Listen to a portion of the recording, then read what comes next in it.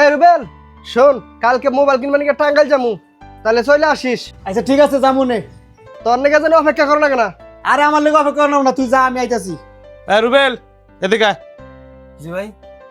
শোন, সাবধানে প্রত্যেক বন্ধের দিন আইয়া তোরা ডাইকা নিয়ে যায়, আর আমার দোকান ফালাই থিয়া তুই চলে যাস গা। দোকানদার ভাই, পুরাতন পেপার আছে?